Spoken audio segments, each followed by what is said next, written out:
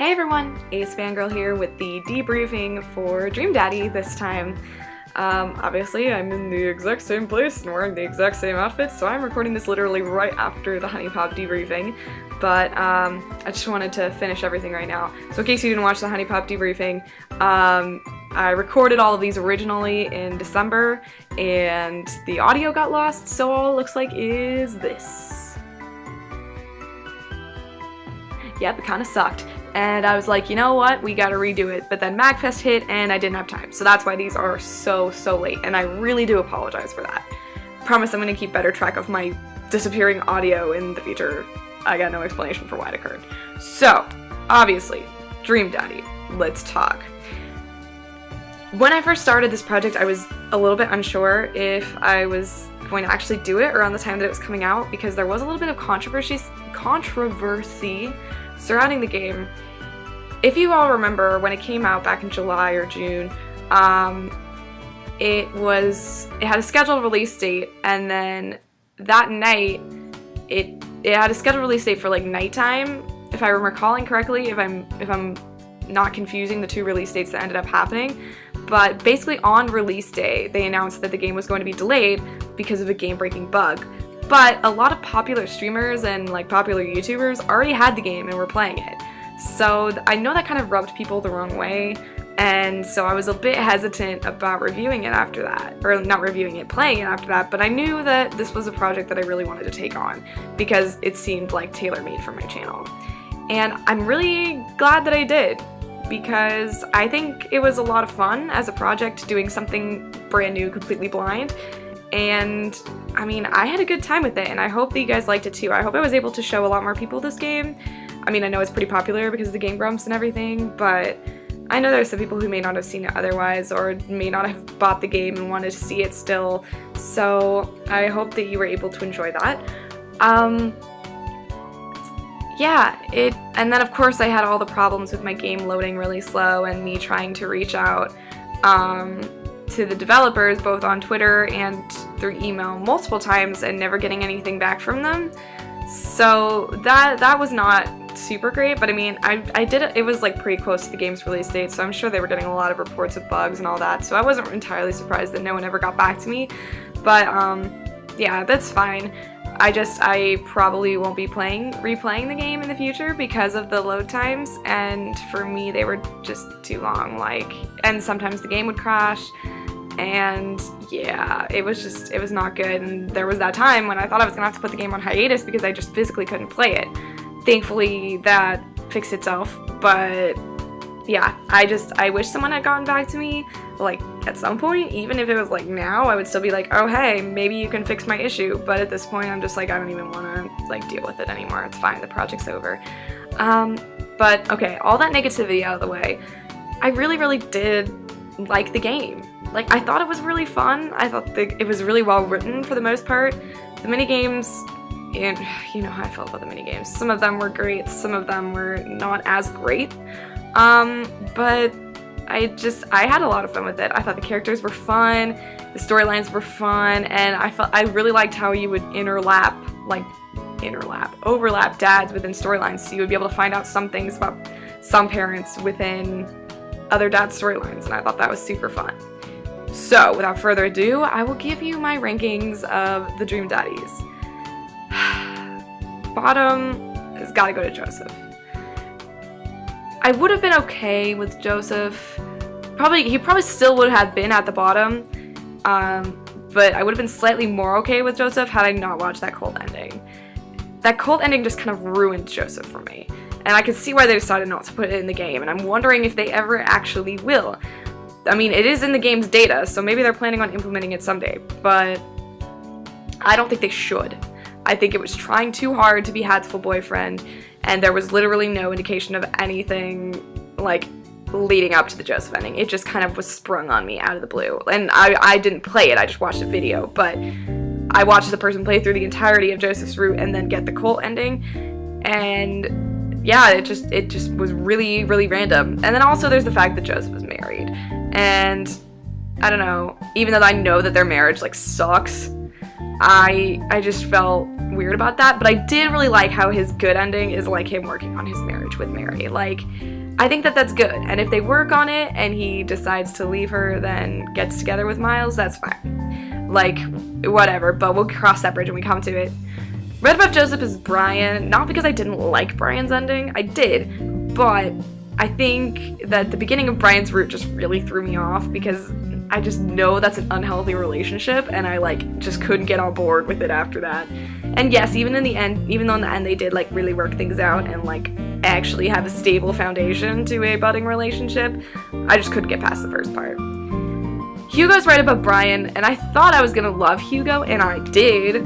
I did love Hugo, but just not as much as some of the other guys, and I really like.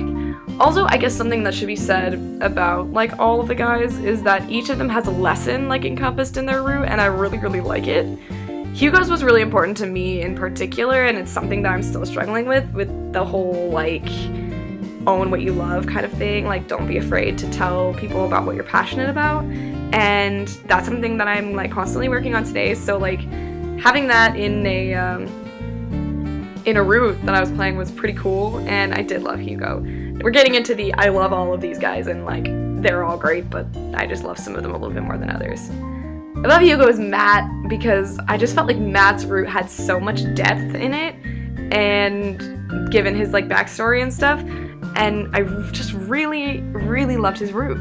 I can't even really explain why, but there was just something about it that like I feel like their relationship was probably one of the deepest, like with Miles helping him get through everything that happened with Rosa, and I feel like they could have the basis for like a really beneficial and nurturing relationship for each other, because Matt helps Miles get out of his like super nervous, anxious shell, and Miles can help Matt like gradually make his way back to the stage, and I think that's very important. Above Matt is Craig. Oh, bro.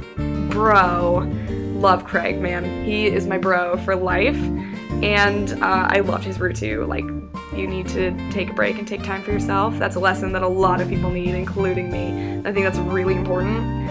Also, he's just really hot, so there's that too. Above Craig, and here's where it gets tough. Above Craig, Robert. It was a tough call between 1 and 2, but I had to put Robert number 2 because even though I loved his route, I love his daughter, I loved every single part of his route. He introduced me to my squad. Robert and Mary will forever be my squad, and I will never have like drinking partners as good as Robert and Mary. That's my ambition. Like, if I could meet any video game characters, going out like bar hopping with Robert and Mary, definitely up there. At MagFest, I bought a keychain with Robert and Mary on it, or like it has Robert on one side and Mary on the other. And I'm like, my squad. But and the ending of Robert's route with him like saying that he needs to work on his emotional issues, loved it. Like, because it's very important, like he does, and I'm really proud that he was able to like recognize that and like be cool about it, and then implying that yeah, in the future they're gonna like have a romantic relationship, but he just needs to get his feet back on the ground first, and that's awesome. And then of course, I'm sure you can already guess who's my number 1, but top spot's gotta go to Damien. Like, Damien is just, he's so cute. Damien is my precious little baby, and I want him to be happy and loved and have a good relationship, and I think Miles can give him that. So in my canon, that's who Miles ends up with, for the record. But I mean, obviously I'm a sucker for like Victorian era stuff, like that's totally a thing, and I just think Damien's lesson was also like super important. It was kind of similar to Hugo's, but also just like, don't be afraid to like show who you really are, or like if you think you're boring, it's okay, like we're still gonna love you anyway, and that's what's important. And I'm glad that we were able to see Damien's route, because it was so good and it made me happy. And also he loves dogs, so we should get one maybe once his son goes off to college, we can get a doggy. So yeah, so that's the list of all the dads. Where will Dream Daddy go in the future? I don't know. Like, what if I don't know if they'd make another one, if they'll make, like, DLC for this one. Like, I know the detective in the Cole ending is what some people call, like, the secret dad. And because he is another single father. in Maple Bay that could potentially be dated. I know people theorized about it because if you look at the gallery, there's a spot missing for a picture. So like, what if after you do the cult ending, you get the opportunity to date that dad?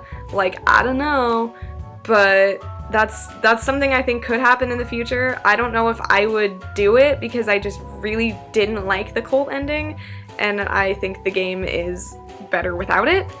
But I mean, we'll see. So anyways, I really hope you guys liked Dream Daddy, and I know it kind of took a while, but the dates were really long and I didn't want to separate them out and like, I mean, split up dates into multiple videos. So I hope you guys didn't mind like 30-45 minute videos every Saturday. Like, sorry. I mean, we're gonna get into that when we go back to Dandelion anyway, so I'll try and keep Finding Paradise videos shorter. But, so yeah, speaking of, next project, Finding Paradise, premieres on Wednesday of this upcoming week, and will be twice a week until it's done, and then after that we'll move on to the last route of Dandelion because we only have one more, and then after that, who knows? I mean, I know, but I'm not telling you. I have a little bit planned out for the future, but we'll see how far we get before something else comes out that I want to play. So yeah, if you want to like contact me or talk to me, Twitter @AceFangirl.